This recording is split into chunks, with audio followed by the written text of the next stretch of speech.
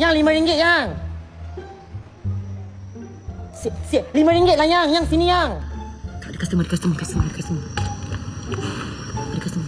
Yang sini yang. Kak alamak betul. Cakap anak tu.